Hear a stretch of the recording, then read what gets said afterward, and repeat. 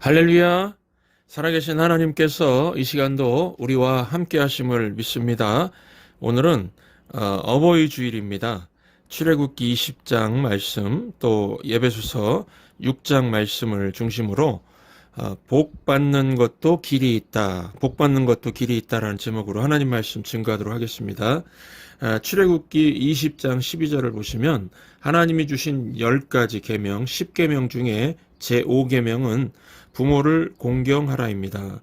이 공경이란 단어는 이 카바드란 단어인데 오직 하나님에게만 쓰이는 단어입니다. 그런데 이 공경이란 단어를 부모에게 쓰고 있습니다. 이 뜻은 부모 공경은 하나님께 하듯 하라는 뜻입니다.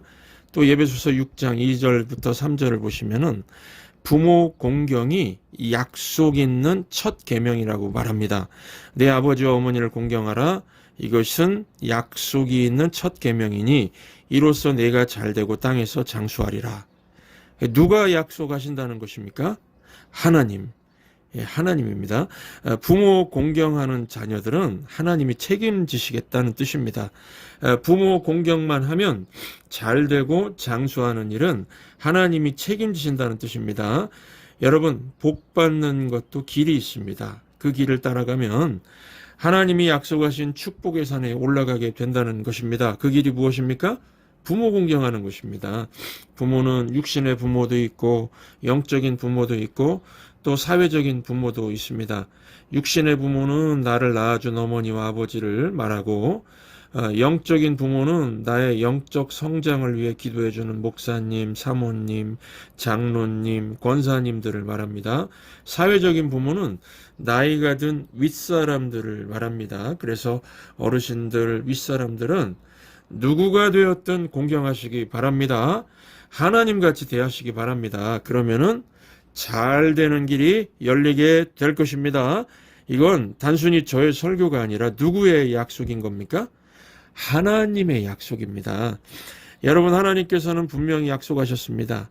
자녀들이 부모에게 저항하고 부모를 가슴 아프게 하면은 항상 안 되는 길로 가게 될 것이라고요. 반대로 언제든지 부모님을 공경하십시오. 그러면은 무조건 잘 될 것이라는 겁니다. 그러면은 부모 공경 구체적으로 어떻게 하면 되겠습니까? 첫 번째, 부모님을요, 용서하시기 바랍니다. 여러분, 부모는 하나님께서 축복의 통로로 주셨습니다. 그래서 오늘 말씀 보시면 하나님이 말씀하시기를 내 아버지와 어머니를 공경하라. 이것은 약속이 있는 첫 계명이니 이로써 네가 잘되고 땅에서 장수하리라. 그래서 이 자녀들이 부모를 용서하지 않으면 하나님께서 예비하신 축복이 나에게 오지 않습니다. 많은 자녀들이 부모에 대한 분노가 있습니다. 아버지와 어머니에게 받은 상처 때문에 마음속에 쓴 뿌리가 있습니다. 그럼에도 불구하고 예배소서 6장 1절 보시면은 하나님께서 말씀하시기를 자녀들아 주 안에서 너희 부모에게 순종하라. 이것이 옳으니라. 이것이 옳다고 하시죠. 부모에게 순종해야 할 이유를 성경은 자세히 설명하지 않습니다. 그냥 당위로 말합니다. 이것이 옳으니라 이렇게요. 여러분, 부모가 특출나서 부모가 되는 것이 아닙니다. 물론 특출난 부모도 있겠지만 대부분 가정의 부모는 평범합니다. 부모에게 순종하는 것은요, 부모이기 때문입니다. 자녀들아 주 안에서 너희 부모에게 순종하라. 이것이 옳으니라. 누가 하신 말씀입니까? 하나님께서요. 그러니까 하나님의 강력한 의지는 부모에게 함부로 하는 자녀들은 절대로 복 주지 않겠다는 것입니다. 자녀들이 부모를 용서하고 순종할 때만이 잘 사는 길이 열린다는 것입니다. 그런데 우리 자녀들에게, 여기 지금 자녀들 계시죠? 자녀들에게 묻겠습니다. 자녀들이 부모 용서하는 게 쉬울까요? 쉽지 않습니다. 용서가 쉬운 것이 아니니까 주 안에서라는 말씀하십니다. 주님이 주신 힘으로 하라는 것입니다. 여러분, 한국에 우리 부모님들 과거에 남아 선호 사상이 있었죠. 그래서 아들만 높이고 딸들은 희생을 강요했습니다.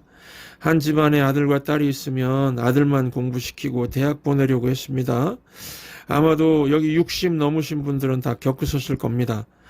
어떤 여자 성도님 간증을 들어보니까요.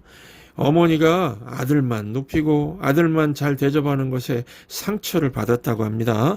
어머니가 딸인 자기에게는 대학은 무슨 대학이냐, 공장에 가서 돈을 벌어라고 하셔서 고등학교 들어갈 나이에 공장에 가서 돈을 벌기 시작했다고 합니다. 그리고 공장에서 하루 종일 일하고 밤에 2~3시간 공부해서 겨우 이 고등학교를 졸업했다고 합니다. 그녀의 어머니는요, 그 딸 자기가 번 돈 전부를 오빠 뒷바라지 하는 데 쓰고 오빠 대학의 학비로 보내주고 그랬다는 것입니다. 이 딸이 번 돈으로요. 그래서 결과적으로 오빠는 좋은 대학 나와서 좋은 직장에 취직하고 결혼도 하게 되었다고 합니다. 딸은 50이 넘도록 시집도 못 가고요. 그런데 오빠의 부인, 새언니죠. 새언니가 어머니를 모시지 않겠다고 그래서 결국엔 딸인 자신이 어머니를 모시고 살았다는 것입니다. 딸은 계속 희생만 한 것입니다. 그러니까 이 딸은 어머니가 용서가 안 되고 오빠도 용서가 안 되고 새언니도 용서가 안 되었다고 합니다. 그 딸이 용서하는 것이 쉬울까요? 결코 쉽지 않습니다. 이 마음에 맺힌 것이 많은데요. 맺힌 것이 많은데 쉽게 용서가 안 되겠죠. 어머니 보면은 어머니가 불쌍하면서도 마음에서는 용서가 안 되었다는 것입니다. 그러다가 어느 날 주일 예배 시간에 이 에베소서 6장 1절부터 3절 말씀, 이 말씀을 듣는데 마치 큰 해머가 내려치는 것처럼 마음에 새겨지게 되었다고 합니다. 하나님 말씀이 뜨거운 불처럼 임해서 맺힌 감정들을 녹이고 쓴 뿌리를 태워버리는 체험을 했다고 합니다. 이것을 은혜 체험이라고 합니다. 주님이 주시는 은혜가 막 차고 넘치니까 주님이 주신 그 은혜의 힘으로 어머니도 오빠도 새언니도 용서하게 되었다고 합니다. 이 보십시오. 내 의지 갖고는 용서가 어려우니까 주 안에서 용서하라. 주 안에서 순종하라. 이렇게 성경이 가르쳐 주는 것입니다. 그 딸이 그 세 사람 어머니, 오빠, 새언니를 용서하고 나니까요. 하나님께서 약속하신 대로 이 축복의 문을 여는 것을 보게 되었다고 합니다. 50이 넘었으니 얼마나 이쁘겠습니까? 쭈글쭈글해지고 이쁘지도 않은데 그런데 이쁘다 그러면서 좋아해주는 남자를 보내주셨다고 합니다. 여러분 그러므로 우리 천성교회 모든 자녀들은 주 안에서 부모님을 용서하고 순종하고 공경하시기 바랍니다. 자기 힘으로는 안 될 수 있습니다. 그러나 예배를 통해서 하나님의 사랑이 임하고 하나님의 은혜가 임하면 용서할 수 있습니다. 두 번째, 부모 공경 어떻게 해야 될까요? 부모 입장에서 부모를 이해해 주시기 바랍니다.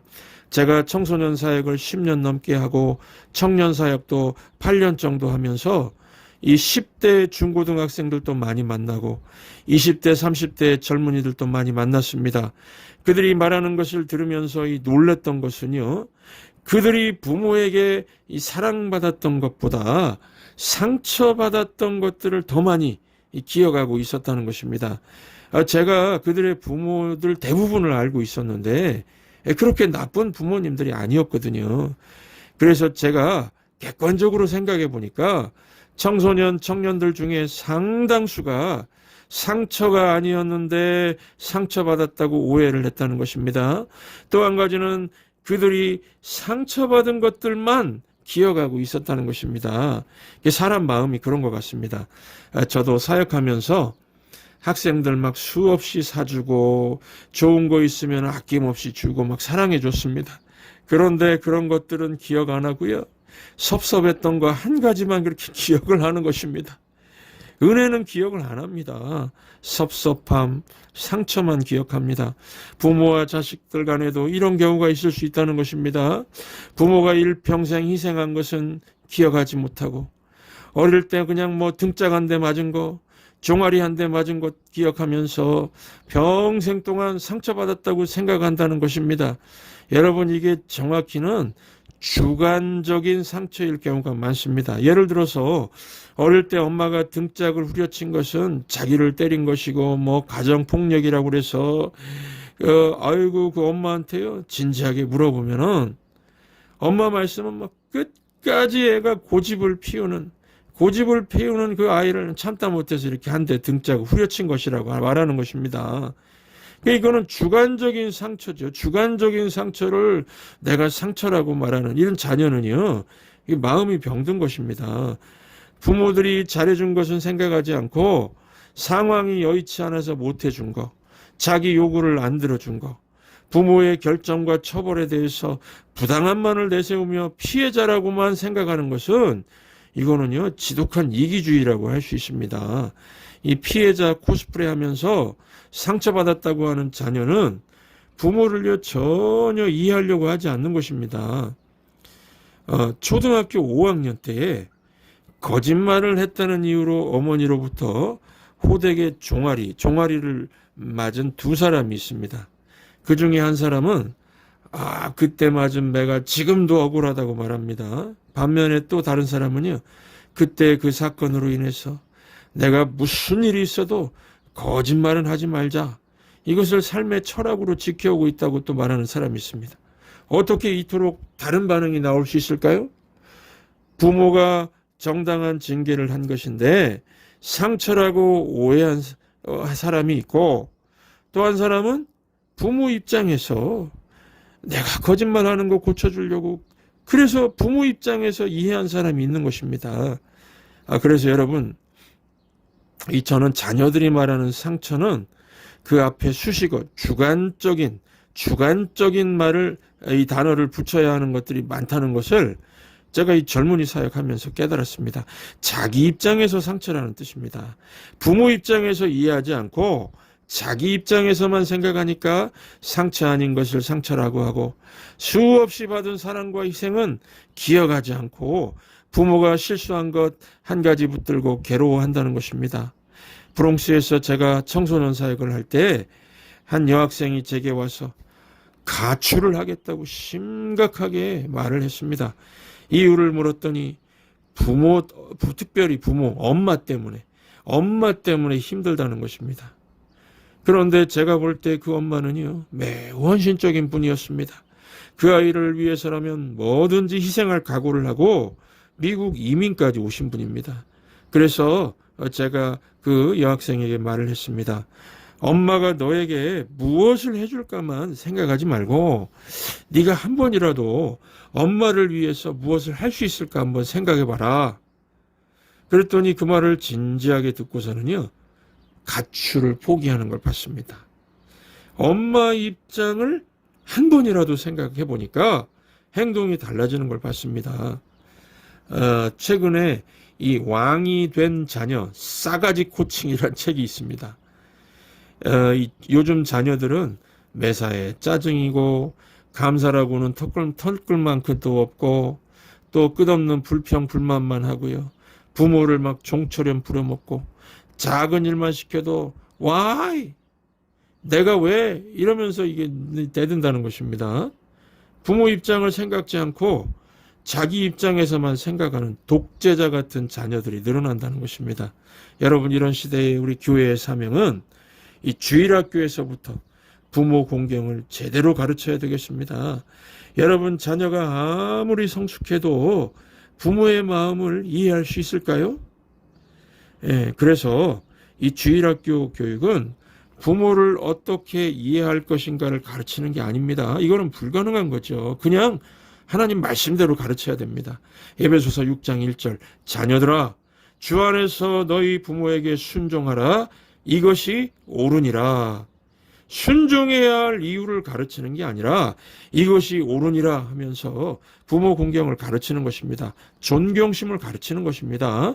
부모는 부모니까 존경하는 것, 이것이 옳으니라. 이것을 가르쳐야 한다는 것입니다. 어릴 때에 시각장애인인 그 자신을 버린 엄마를 평생 원망하면서 사는 아들이 있었습니다. 사람들 볼 때마다 세상에 그런 엄마가 어디 있습니까? 내가 앞도 못 보는데 나를 버려요? 그러면서 막 분노를 하는 아들이었습니다. 내가 성공해서 그 엄마를 만나면은 절대로 용서하지 않을 것이다. 이런 말을 달고 살았다고 합니다. 그런데 나중에 자기를 버린 엄마를 만났다고 합니다. 그래서 만나자마자 어머니에게 막 쌍욕을 하면서 소리를 지르는데 어머니는 그냥 아무 말이 없이 듣고만 있었다고 합니다. 그러니까 주변 사람들이 그 아들에게 당신 엄마도 시각장애인이야 이렇게 말했다는 겁니다. 그 말을 듣고 깜짝 놀랐다고 합니다. 그래서 그 아들이 그래도 왜 나를 버렸어요? 이렇게 물으니까 그 엄마가 하는 말이요. 앞 못 보는 내가 앞 못 보는 너를 어떻게 키울 수 있었겠니? 너를 키워줄 수 있는 사람에게 맡겨서 너의 행복을 지켜달라고 한 거란다. 이렇게 눈물 흘리면서 말했다는 것입니다. 이 말을 듣고서 그 아들이 막 눈물을 흘리면서 통곡을 했다는 것입니다. 엄마의 행복을 위해서 자신을 버린 줄 알았는데 자신의 이 아들의 행복을 위해서 엄마가 가슴 아픈 결정을 했다는 것을 알고서 비로소 그 엄마의 사랑을 깨닫고 엄마의 사랑을 이해할 수가 있게 되었다고 합니다. 여러분, 많은 순간 우린 부모의 마음을 모릅니다. 부모 입장에서 한번 이해해 보시기 바랍니다. 이 가슴에 부모의 아픔을 한번 품어보시기 바랍니다. 세 번째, 부모 공경 어떻게 해야 할까요? 부모에게 받은 객관적인 상처를 예수님의 보혈로 덮어주시기 바랍니다. 자녀들이 상처 아닌 것을 상처라고 오해하는 것이 많다고 말씀드렸습니다. 그런데 진짜로 부모에게 받은 객관적인 상처도 있을 것입니다. 예를 들면 아이가 잘못한 것도 없는데 막 분풀이 대상으로 때렸다든지 말로 훈계하면 될 일에 심한 매질을 했다면 명백한 상처겠지요. 한두 번의 회초리로 끝내야 할 것을 막 피가 나도록 때렸다든지 이거는 때린 게 아니라 팼다는 말이 맞습니다. 막 패버린 겁니다. 이거는 명백하게 객관적인 상처죠. 그러면은 우리가 예수님을 믿는 자녀라면은 십자가를 체험한 사람이니까요. 예수님의 보혈로 씻겨주라는 것입니다. 부모가 잘못할 수도 있습니다. 그렇다고 부모를 원망하고 분노할 것이 아니라 그 잘못된 것을 내가 좀 짊어지고 가겠다는 것, 이것이 십자가 아닙니까? 내가 하나님께 받은 은혜가 너무너무 크기 때문에 상처받은 것을 이겨낼 수 있다는 것입니다. 부당함을 극복할 수 있다는 것입니다. 이유가 무엇입니까? 하나님께 너무나도 큰 은혜를 받았기 때문에요. 내가 부모에게 상처도 받고 부당함도 받았지만은 하나님께서는 내게 더 큰 은혜를 주셨기 때문입니다. 나를 사랑하고 나를 품어주신 그 큰 은혜를 우리가 기억한다면 나는 사랑할 수 있습니다. 부모님 품을 수 있습니다. 이렇게 말할 수 있는 것이 우리 크리스천의 능력 아닙니까? 내가 상처받았다고 다른 사람에게 상처 주는 사람은 하나님의 은혜가 무엇인지 모르는 사람입니다. 여러분, 은혜가 무엇입니까? 값없이 주시는 겁니다. 이유가 없는 것입니다. 부당한 것입니다. 가장 부당한 것이 무엇입니까? 하나님이 독생자를 십자가에 내어주신 겁니다. 나 같은 죄인을 위해서 이 죄 많고 허물 많은 나를 지옥 형벌받게 않지 않으시고 생명을 주시고 하나님 나라의 일꾼 삼으신 거, 이것만큼 부당한 것이 어디 있습니까? 이게 가장 부당한 거 아닙니까? 이유가 없지 않습니까? 그런데도 하나님께서 이렇게 허락하신 거, 이것이 은혜 아닙니까? 하나님께서 우리에게 가장 크게 부당한 일을 하시면서 나를 구원하셨기 때문에 부모에게 받은 부당함, 그 품을 수 있다는 것입니다. 왜요? 하나님의 은혜가 너무너무 크기 때문입니다. 그래서 여러분, 은혜의 충만을 구하시기 바랍니다. 은혜를 받으셔야만 부모님을 용서할 수가 있습니다. 은혜를 받아야만 부모를 이해할 수 있습니다. 그러니까 오늘 이 말씀, 이 진리의 말씀이시죠? 주 안에서 부모를 공경하라, 이것이 옳으니라. 주 안에서 이 말은 십자가의 은혜를 통해서라는 뜻입니다. 부모와 자녀의 관계는 예수 그리스도의 보혈의 은혜가 흘러넘쳐야 화해와 진정한 용서와 가정의 하나됨이 있을 수 있다는 것입니다. 오늘 이 자리에 계신 분들 중에 혹시 부모와 관계가 막혀서 축복의 문이 열리지 않는 그런 분 계십니까? 하나님께 받은 은혜와 사랑을 기억하시면서 하나님께 제가 마땅히 옳은 일을 하겠습니다 고백하시기 바랍니다. 마땅히 옳은 일, 부모를 용서하고 부모를 이해하고 부모를 예수 그리스도의 보혈의 은혜로 부모의 잘못한 것까지도 다 품고 씻겨가겠습니다. 다 씻어내겠습니다. 이렇게 고백하시기 바랍니다. 찬송가에도 있지요. 날 위하여 십자가에 중한 고통 받으사 대신 죽은 주 예수의 사랑하신 은혜요. 이 은혜를 받은 제가 보배로운 피를 흘려 영영 죽을 죄에서 구속함을 받은 이런 큰 구속함을 은혜를 받은 제가 어찌 부모님을 용서 안 할 수 있겠습니까? 여러분, 이 찬송가 가사대로 어찌 부모를 용서 안 하겠습니까? 고백해 보시기 바랍니다. 주님 안에서 마땅히 하나님 앞에 제가 용서하겠습니다. 선포하시고 행하시기 바랍니다.